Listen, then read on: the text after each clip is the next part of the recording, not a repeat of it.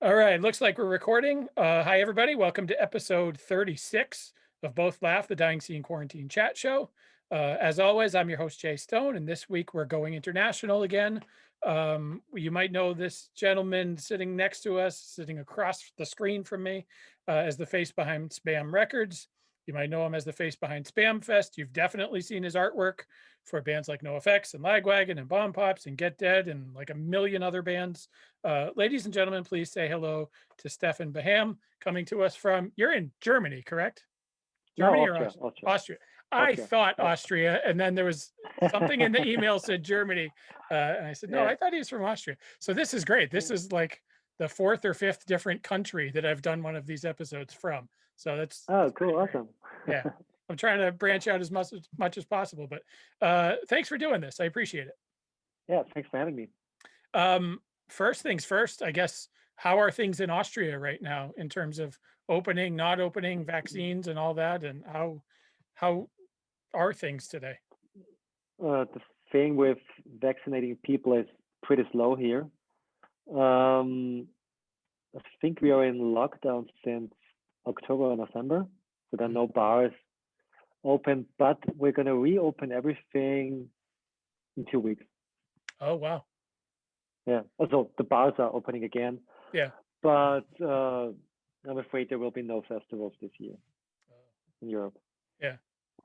No real ones without restrictions or stuff like that. Yeah. So, Right. yeah. That's heartbreaking again for 2 years in a row.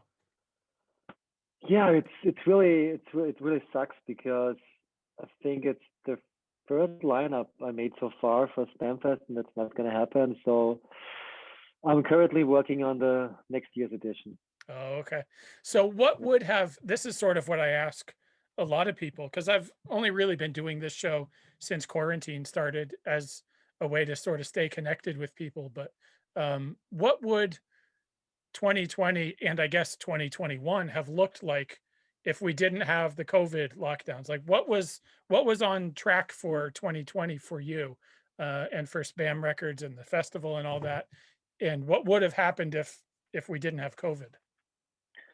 The main focus wasn't on the label; it was on the festival, and we would have had two big festivals, and this year we have a much bigger one in July. I don't know if it's going to happen, but I don't think so. Yeah, and there were plans for doing a art roadshow through the States Oh, with okay. some bands from every city, like doing an art show in San Francisco with maybe Get Dead, and doing an art show in LA, Chicago, New York. Yeah, and doing a documentary about that. So that was the plan. But yeah, this all fall apart, and yeah, but this was also a good thing because we really focused on the label, and the label got really big since the pandemic. Yeah, we have tons of releases, and we have so many plans for next year, so many releases coming up. So yeah, it also had some good things. How long did you wait before like if you rewind the tape a year ago, how long did you wait from when the time that COVID really sort of broke open in February or March to Mm. shift the focus to, instead of being on the festivals and whatever, to really being on the label? How much time did you spend sort of fingers crossed hoping that things would reopen, or did you jump right away and shift focus?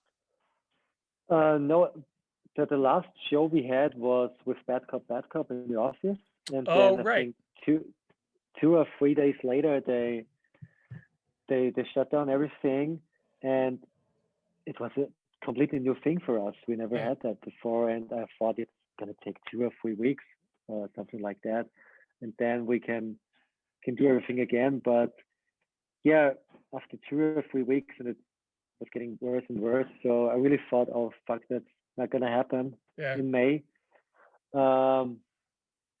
Yeah, then was the focus to postpone the festival to August.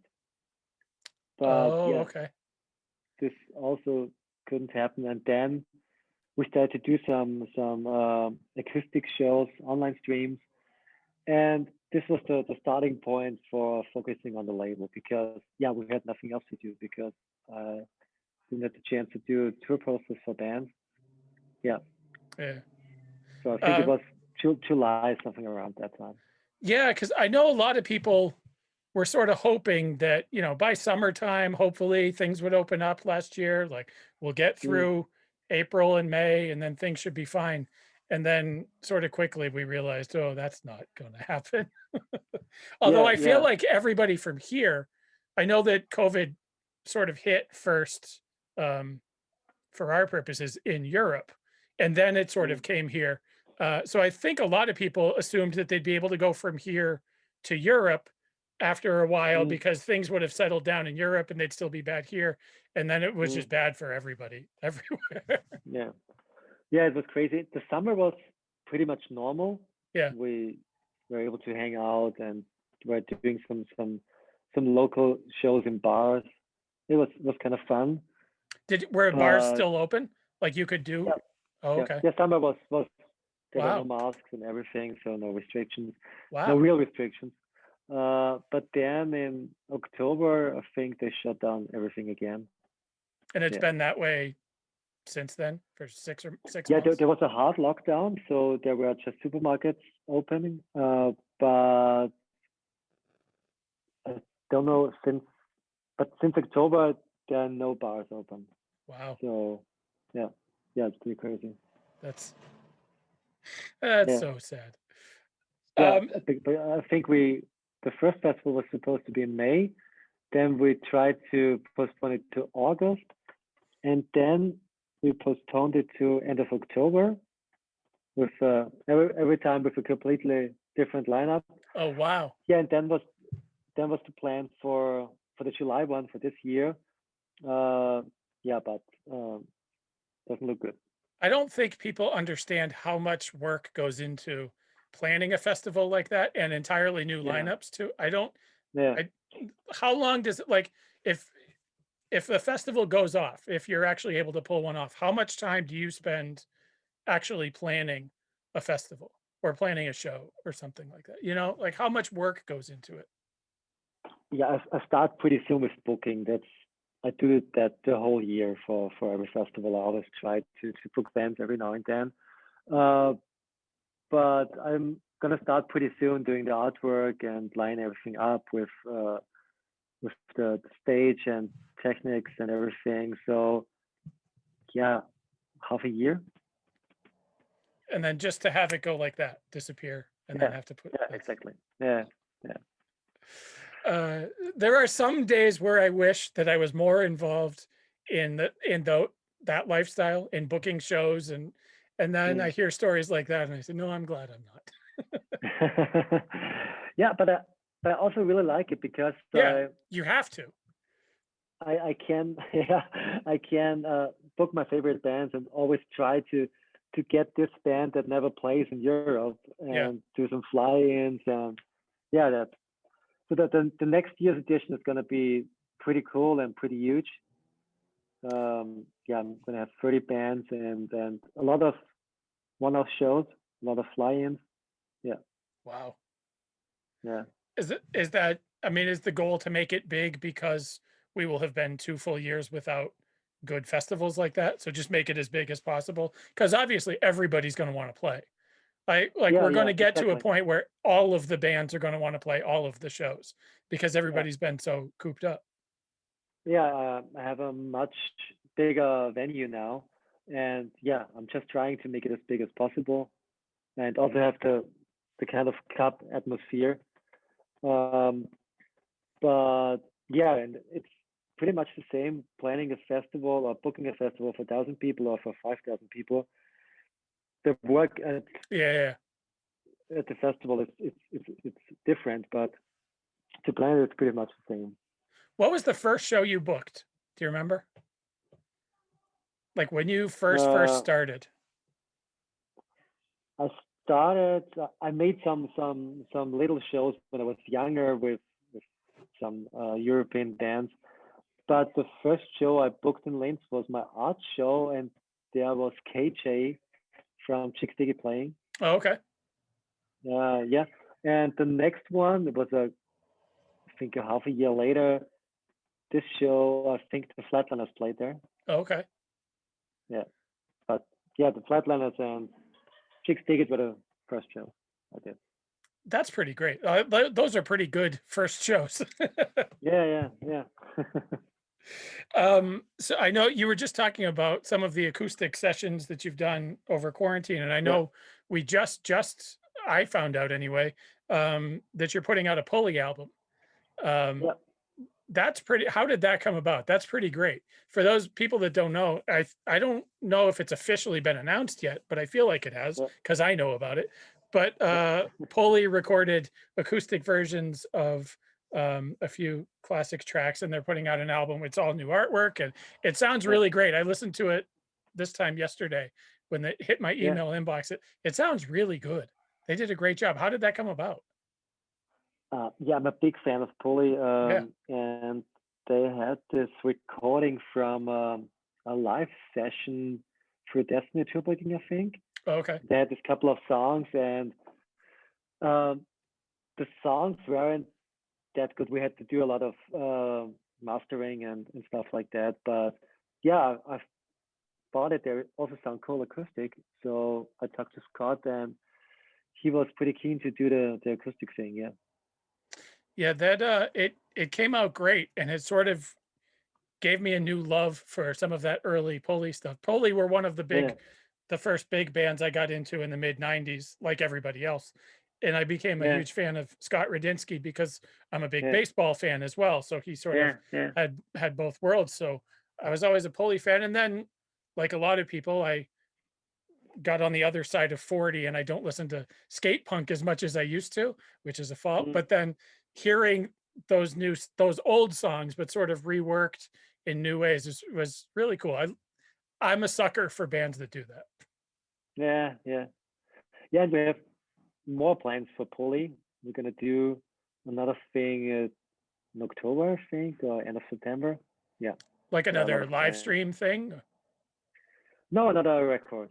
Oh, Not really? a new one, not a new one overall, but with some. Yeah, I don't know yet. I can't talk about it. We'll talk about that in October, September or October. Yeah. We'll meet up again. Okay. So you grew up in Austria, right? You born and raised Yeah. in Northern Austria. Yeah. Yeah. What was because I've never known, and I'm always fascinated by how people in other parts of the world get American culture. Uh, what was the process like? How did punk rock get introduced to you and your scene in Austria? And how big a scene was there? Yeah, I think all started here with Green Day Tuki.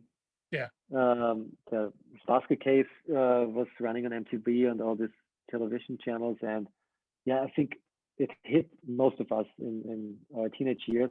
It Yeah. was something completely new, and yeah, everybody was listening to Green Day and Offspring, and then my older brother always listened to NOFX, so he introduced me to NOFX and then to Lagwagon, and then we were, I think, every week we drove to the record store and just looked at all the covers and just listened to the albums, and then there were all these samples from Fat Wreck Chords, and yeah, we bought all of their records, and yeah, the 90s were pretty cool for that. And also at the end of the 90s or early 2000s, there was American Pie and everything.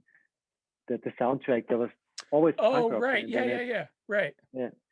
So yeah, we were all skateboarding, and we had a good scene, and everybody was listening to punk rock back then. So you literally have an older brother that used to listen to Lagwagon. Yeah. That's awesome. Yeah, it's always fascinating to me how different culture spreads like that. And essentially, it was the same way here. I grew up like an hour north of Boston, Mm. in a town that had, I mean, we were a city, but we certainly weren't a city that had a punk rock community. There were like 7 of us. But Mm. somebody got into Bad Religion and somebody got into NOFX, and then Green Day happened, and then everybody was listening to it for Mm. 6 weeks, it seemed like. And then Yeah. everybody else went back to listening to whatever.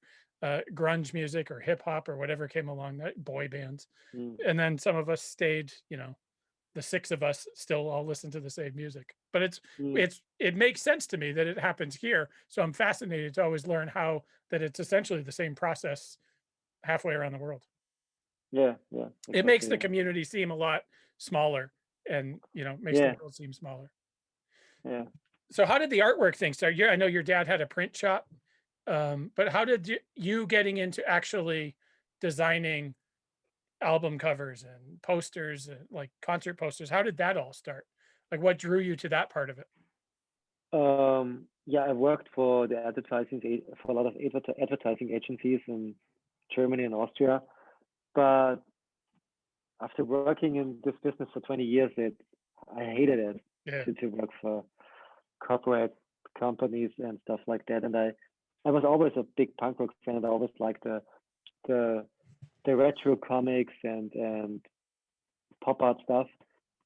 And then there was this, I think, some posting from Joey Cape that he was asking for a tour poster or a shirt for his Australian tour. And I thought, just yeah, like let's on try social it. And media, or like he yeah, just. yeah, Oh, on okay, Facebook. Yeah. okay, And I thought, yeah, let's try it. I was always a big Lagwagon fan. yeah, And then I created something and sent it to him. And I think he wrote back on the next day and said, yeah, you're the winner. And yeah, I was connected to him on since that time. And I think on the next day, I sent him some ideas for Bad Astronaut. And a couple of days later, from Me First and the Gimme Gimmes, and he all liked the ideas. So they took everything and used it for posters or shirts. yeah. And then he invited me to a show, Me First and the Gimme Gimme show in Amsterdam. So I met all the booking agencies there, and since that day I was creating tons of artworks a day and was just sending it out to bands if they like it. Yeah, I was trying to be pushy and ask them I want to do something, and yeah, this was the starting point. But it was the first year, it was a nightmare. So I think I sent out 5,000 emails, Yeah. and 5 people replied or 5 bands replied. So I always had this vision and dream to do something for NOFX and work together with Fat Mike and stuff like that. So yeah, it took a couple of years, but no, now it works. What you have a very distinct style, and I like sometimes how you put your own style on the band's existing artwork. Like I see behind you, the Lagwagon, there's the noose Yeah, that's on the cover of Hang. So yeah, it's you yeah. sort of take the band's imagery, but then incorporate it into your own style. But how long did it take for you to really realize that you had your own style? Uh, yeah, I don't know. I I don't know. I think a couple of 1 or 2 years, but I'm always trying to not only do the pop art style. Uh, I wanna also try some new things and do some other artworks because I don't want to be in a niche that Yeah. I can't only do this pop art thing. I always try to do other stuff with some more retro and some simpler stuff. So yeah, I'm always trying to do something new. What stuff, like when you were starting out doing design work, what sort of imagery from the older days of punk rock, like the 1990s era, for example, what sort of imagery were you drawn to and said, "Oh, I could do that." You know what I mean? Yeah, I always like the stuff from Jimbo Phillips, Oh, okay. like the Use for a Name, Richie Concane, and uh, yeah, I always like that stuff. Yeah, Yeah. And that's sort of what inspired you to say, "Hey, I could try my yeah, hand at that." Yeah. yeah, yeah, and all this Celtic stuff like I think this was Offspring Americana and stuff like Oh, that. yeah, yeah, yeah. So yeah, I vaguely I'm trying to picture that one because it's been a while since yeah, I've pulled that one out, honestly. yeah, and also So Long and Thanks for no, it was I heard the Suck Life from NOFX. This Yes. Yeah, band yeah, yeah. really inspired me. Yeah, yeah, Right. Yeah, and those were all different album cover. I yeah, mean, they didn't yeah. look like. I mean, I guess Dookie was a little bit of sort of cartoony Mm, imagery, but otherwise, those album covers were. different to look at. Yeah, yeah. They weren't necessarily punk rock imagery. Like it wasn't Black Mm, Flag, the broken mirror and the guy staring. mm, It yeah, was uh, a little bit more popular culture related, which is cool. Um, yeah. does it get surreal for you? I mean, you mentioned obviously growing up listening to Fat Records and wanting to work with Joey Cape, wanting to work with Fat Mike. Does it ever get surreal? Like, oh my God, I'm actually working with Fat Mike on this? Or at this point, has it been like, yeah, whatever? It's Yeah, the crazy thing is, I always was a big fanboy yeah, of all these bands. But since I worked with them or was doing shows with them, it was kind of normal. yeah, So I don't think I recognize sometimes what I'm doing, all this artworks I'm doing. It just became normal because these all are normal human beings if you met them. yeah. So yeah, it kind of lost that magic. Well, that's sad. Yeah. That's I I do. I mean, I've probably, if I were to rewind the tape to when I was 14 or 15 years old, and making a list of all of the people that I thought it would be cool to talk to or interview or Mm, take pictures. I did a mm, lot of concert photography back when we could actually go to concerts. Um, mm, I've probably checked off most of the names that would have been on that list, aside mm. from like Joe Strummer because he died and I can't talk to him. Yeah, yeah.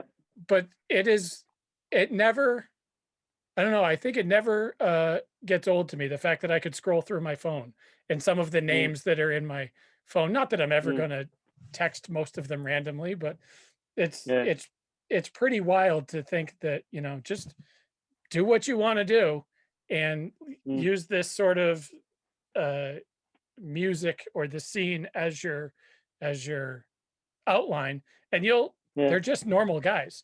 It's not like Elton John and Billy Joel and like big rock stars. Mm, They're just guys like us that happen to make pretty mm. good music. Yeah, totally. But the first time Fat Mike called me, I was so nervous. That was Yeah, horrible. Yeah, because I think this was last year when I did the 4/7 inch covers for their yeah, yeah, yeah. for the dumpster release. I was just texting with him, and he said, "Yeah, if I want to do some artworks for him," and I said, "Yes, of course." And yeah, he already has an idea, and I said, "Yeah, tell me." And I want to call you, and I was so nervous. Yeah, it was the crazy. the one time that I had to interview him, I think it's only been once. I had his number and they Yeah, told me to call him at a certain time. yeah. So it's like my heart was like in my throat as I went to hit the send button. And so uh it went right to voicemail. I was like, "Oh, well, Okay. that's that's depressing." And then he called me back. He was like, "Oh, I thought we were doing it at 10 o'clock Pacific time, not 10 o'clock Eastern time." I said, "Oh, sorry." Mm, He's like, "Let me call you back in an hour or so." So he called me back, and then just to have like Fat Mike ringing on your phone yeah. it's a wild experience. Um, Yeah, so totally. so what is on the docket for SBAM Records? I know you have sort of pivoted a lot, like we talked about before, of the business, for lack of a better word, to the record label. But what's on the docket? I know there's the new Chaser record that I think just came out and is Yeah, phenomenal.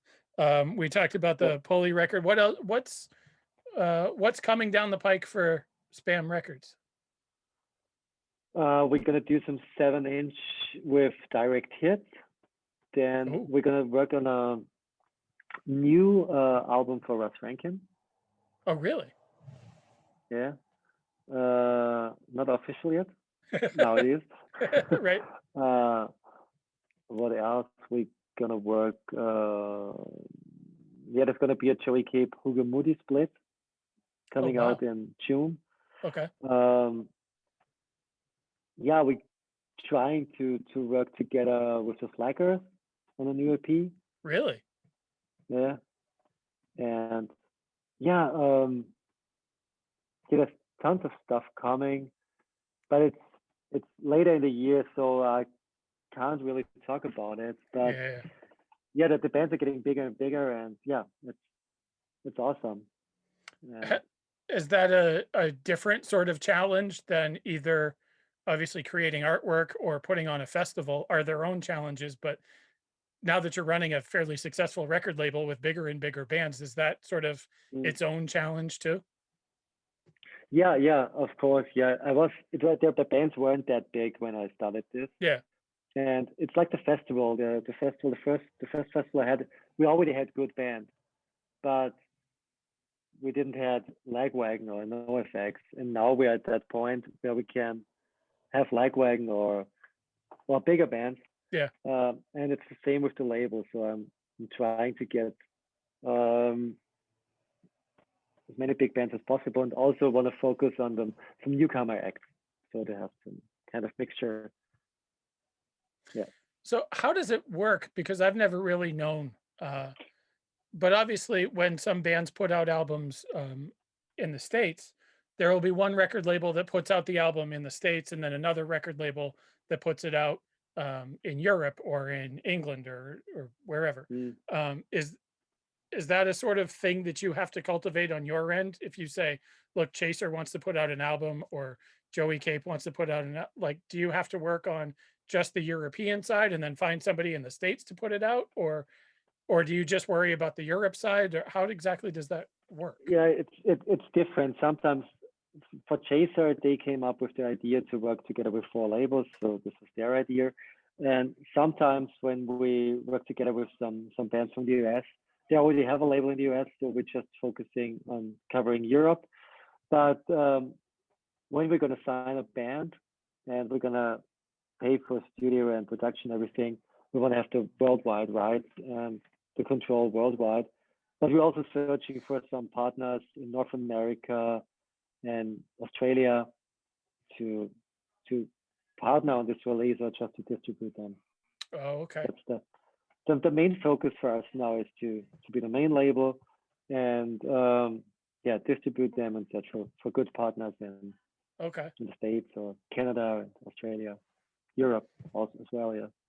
And it seems like our scene is sort of tight enough and small enough where it that network sort of exists, I would imagine, right? Like there are some pretty reputable small labels, but still like somebody that wants to put out 500 copies of something in the States or in Canada or vice versa. Yeah.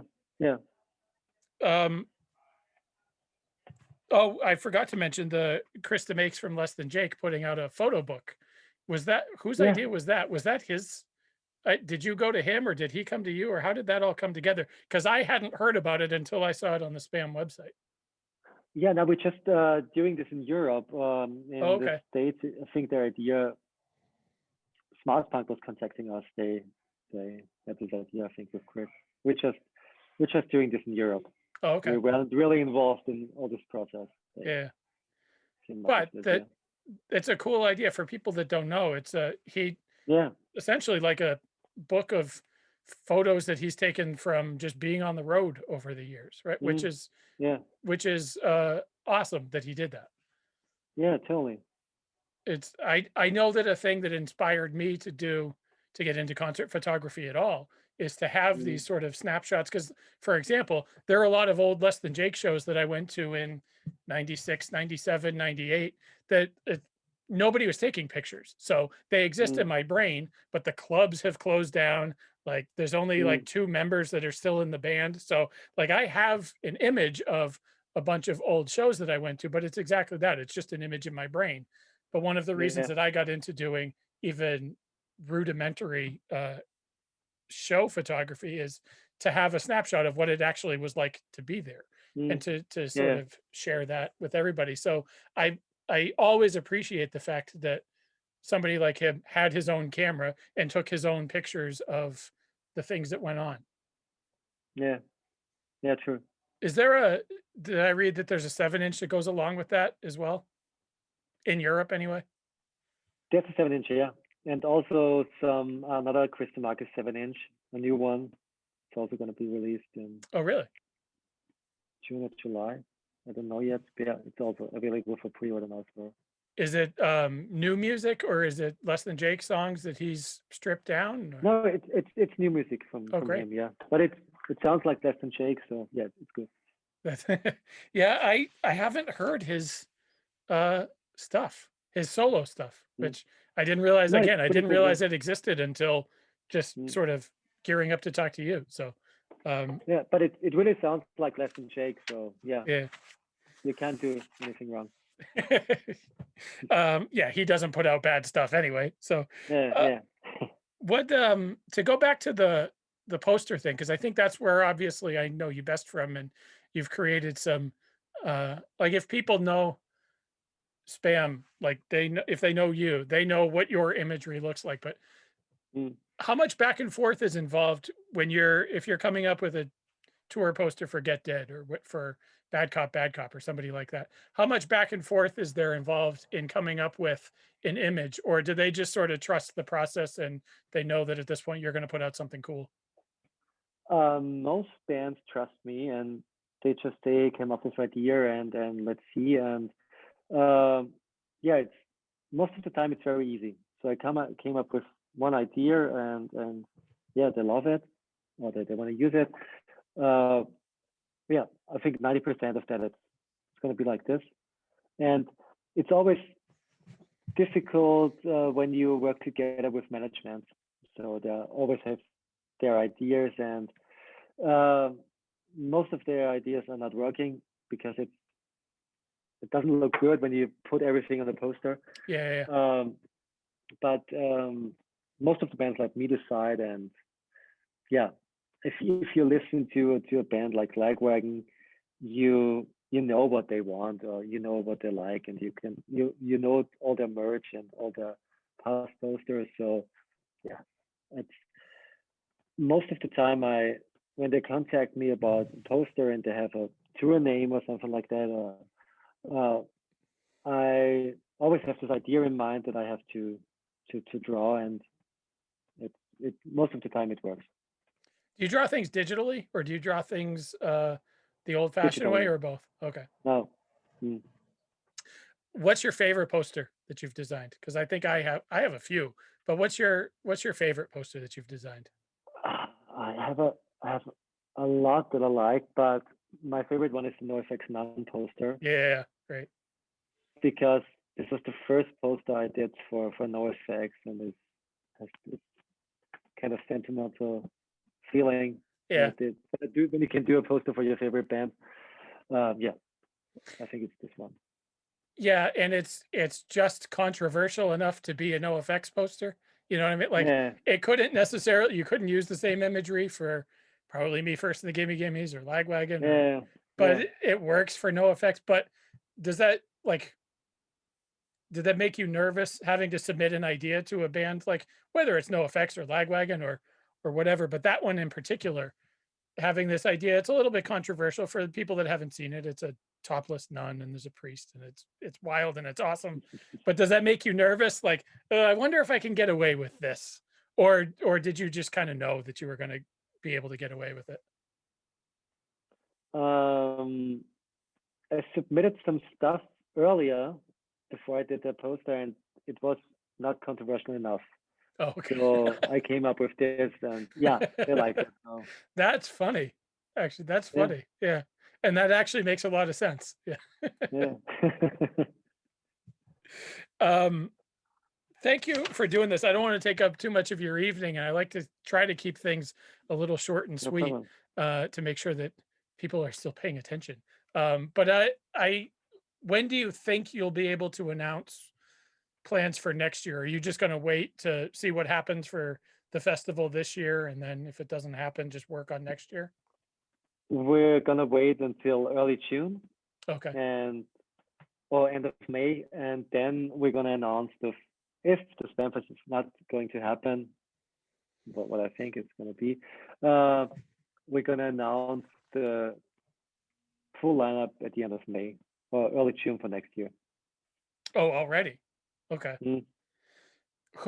I mean, who has the final call if it goes off this year? Is it you or is it the authorities, like people you need to get permits from, or whose decision is it whether or not it can actually happen this year? I know there's a lot of moving parts, but Yeah, it's the authorities. Yeah, yeah, they if there will be restrictions, we're not going to do a festival because I yeah, don't want to do festivals with uh, where you can dance and have to wear a mask and stuff like that. So that's another festival feeling for me. And yeah, it also depends on the band. If they not can come to Europe, it doesn't make sense to do a festival. Yeah, we picked a bad scene when it comes to being able to put on a show where people are socially distanced, you know, Yeah, like ours is going to be the last scene that comes back. You can go to acoustic rock shows, you can go to yeah, Americana shows, you can sit down in your little bubble or whatever, and that's fine. You can't do that at a Lagwagon show. Yeah, we picked a bad scene for that. So hopefully 2022. You look like you're frozen. I don't know if you can hear me at all. Well, oh, there you are. no, You're yeah. you're I you're think frozen there for a second. So I was like, oh, either I said something that was funny because it looked like you were laughing, but then it just stuck. I said, I didn't think yeah, I was you being were that funny. you were frozen for me, so I Oh, thought the okay. connection was Yeah, down or it's something like that. one of us. But yeah, we Yeah, we we picked a bad scene when it comes to socially distancing. But yeah, I don't yeah, know yeah. Of course, yeah. if you saw any of the footage that came out of the New York Hardcore Festival, Yeah, not yeah, this yeah, past weekend, but it was, yeah. say what you will about that scene. That is not my scene, but obviously there was going to be somebody to test the waters, and it was probably going to be the hardcore community, but it just looked like it made me cringe, and it looked like it was too early, you know, Yeah, at yeah, the very of least. course. Again, say what you will Yeah, about all the parties involved, but at the very least it looked like it was too early. yeah, yeah. Especially for us in Europe, because most of us are not even vaccinated the Well, first that's time. right too. Like, and receive the first shot, and then we all have to see a festival, a show going on without restrictions. That Oh, I'm going to guarantee that 90% of that crowd was not vaccinated either. Let's put it that way. But yeah, yeah, I guess I didn't quite realize how far behind we happen to live in a part of the country where we're sort of leading the country in the amount of people that have been vaccinated and things like that, mm, because I'm still in the Boston area. And like our whole area has been pretty on board with getting vaccinated, but mm, there's a large portion of the country that is against it. But I didn't realize, I guess, how far ahead of Europe we were in terms of yeah, distributing the vaccines. yeah, That's totally. But I received my first shot oh today. good. Oh, Yeah, awesome. How do you feel? yeah. Oh, good. Yeah. Everything's fine. Yeah, Which yeah. one did you get? Which one did they give you? The Pfizer. Oh, okay. That's what my Yeah, wife got too. Yeah. yeah, Awesome. At the very least, it feels like we're headed in the right direction, right? Like the yeah, yeah. light at the end Totally. of the Yeah, tunnel. yeah. Thanks again for doing this. I will probably I'll post everything up probably tomorrow with links to where people can find all your artwork and Mm, Chris's album and the Pulley album and all that fun stuff. So this awesome. Thank this you. has been a treat. Yeah. Uh, Yeah, Everybody check out SBAM, but you probably yeah. have by now. If you've made it to this part of the interview, you probably know who Stefan is. All right, I will stop Okay, recording cool. and make